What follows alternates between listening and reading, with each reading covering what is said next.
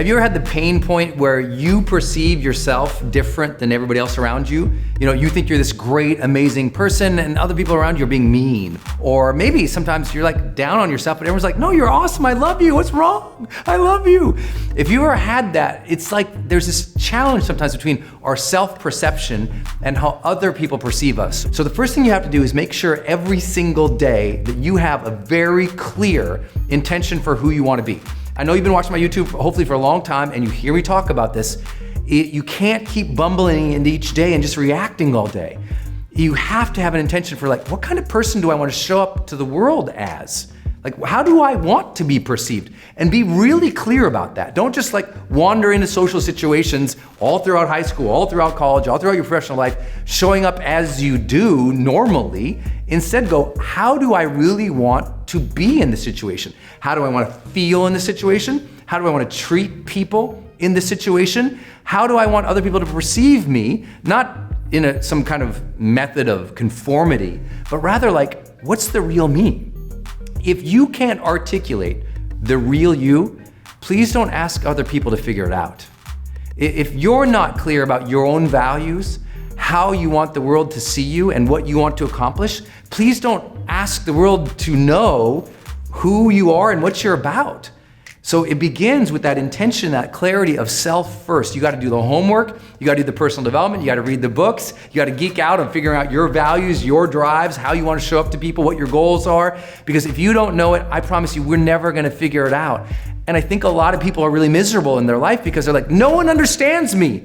But they don't understand themselves, or they don't understand themselves and communicate who they are. So it all begins with intention, all begins with clarity. You gotta start by defining yourself and every day look at it. I mean, like literally every day, like what are the words that should define how you're gonna be today? I have people write that down every single day. Like I wanna be a person who is, and write it out. I wanna treat other people like this. Because if every day you show up as that person and you treat people like this, then integrity starts happening in your life. You have that congruence of being who you really want to be, and more people see you on a consistent basis being like you versus scattershot, just reacting or conforming or trying to fit in. Now, when you know you and you show up as you more often, they go, I get you. So the second big thing you can do is learn by discussion. This is the hardest thing to do.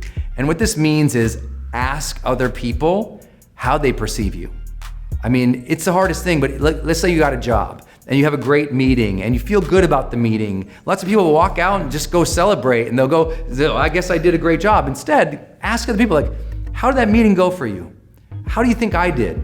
Was there anything else I could do better? How do you think of the way I talked to this person? Is there anything that you feel like I missed?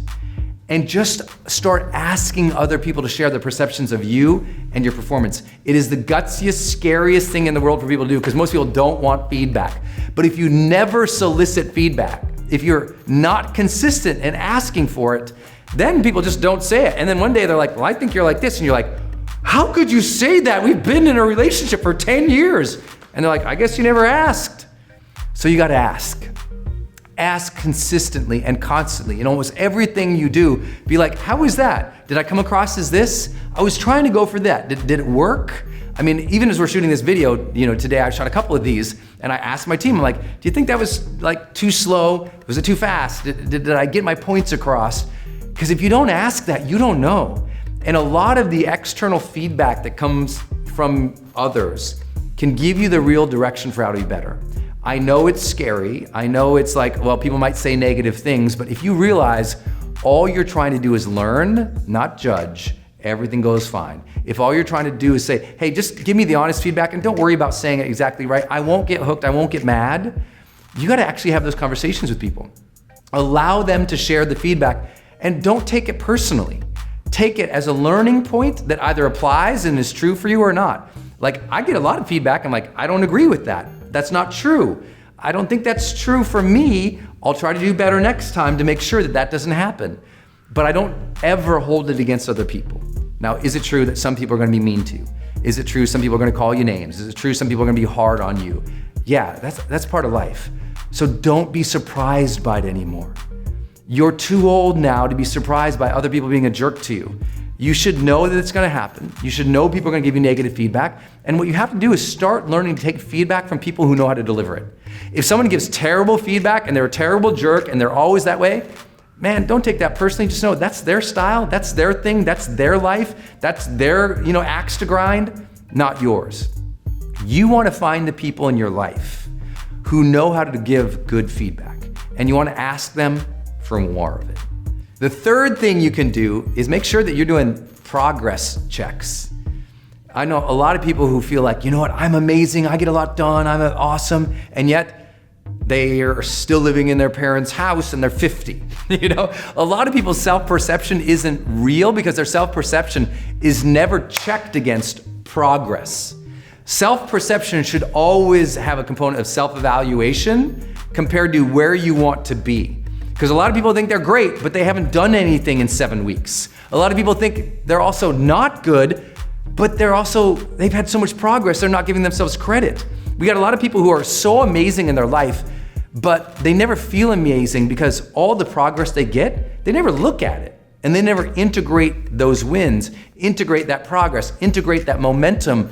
And so their identity feels weak, they feel bad about themselves, they hate themselves, even though they're amazing. And sometimes we have to tie a little bit of our perception to our progress because that just makes it real. I know people comment and go, well, you don't understand, Brendon, that's a dangerous thing to do because some people, if they're not getting any progress, they'll hate themselves. No, this isn't about hating yourself. It's about being real with yourself. Like, if you're not progressing towards your goals, call a spade. Be like, you know what? I'm not showing up enough. I'm not giving my full. I'm not playing intensely. I'm not protecting my time and handling my time well. I'm not speaking up for my truth.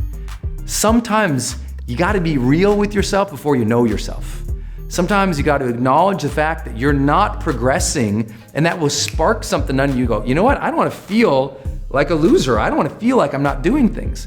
And I know that language is hard for people because no one wants to feel like a loser and no one wants to feel like they're not doing anything, but sometimes it's okay. I mean, there's times in my life when I wanna be a writer, and many of you guys know I've written 6 best-selling books now, but I'm telling you, before that period of time, I kind of hated myself because the truth was I wanted to be a writer, but I wasn't writing. And at some point I had to own that and go, you know what? It's okay I feel crappy about myself as a writer because I'm not writing. And that internal angst can sometimes become fuel and fire. The main thing is don't let the internal angst stop you and hate yourself. Instead, acknowledge it is real, call a spade, and get back in there and improve.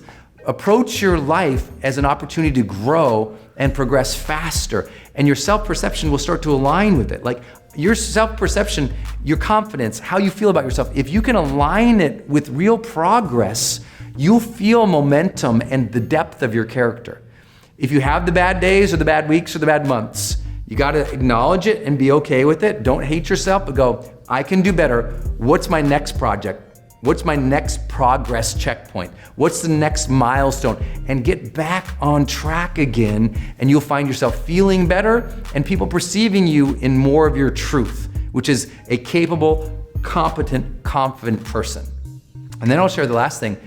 There's no greater way to gut check your self-perception than the degree in which you have leadership in your life. Are you being a role model and a leader for other people? And you know that question is either a yes or no. It's a binary thing. Either yes, I am being a role model and I'm trying each day to have the role model mindset, to lead other people, to influence them positively, or you're just going through the motions. And ultimately, a lot of people's self-perception, they're scared to check it because that's a high standard, right? To check your identity, to check who you feel you are against the reality, the influence you have with other people. It's super hard and super scary. And there's gonna be parts of your life where you're like, oh my God, I don't have any influence with people. They don't like me. I don't have any leadership. Well, then call a spade and say, what do I need to learn about communication? What do I need to learn about leadership? What do I need to learn about persuasion? Because if you can get better at those, your self-perception of yourself improves. You start feeling good about yourself when you're a better communicator. You feel better about yourself when you can lead other people. You feel better about others when you can influence them to support you, believe in you, buy from you, cheer you on, or at least improve their own lives. Because you want to know when your self-perception goes to its highest, when you know that you're in service to others. When you know every single day that you show up to serve and lead and to care for and to be a role model for others, your confidence comes in. Your perception aligns with the truth that you're here to make a difference. Your perception aligns with the truth that you are capable of helping other people. And when they see that you're helping other people and you feel like you're helping other people, that alignment of perception comes back into alignment.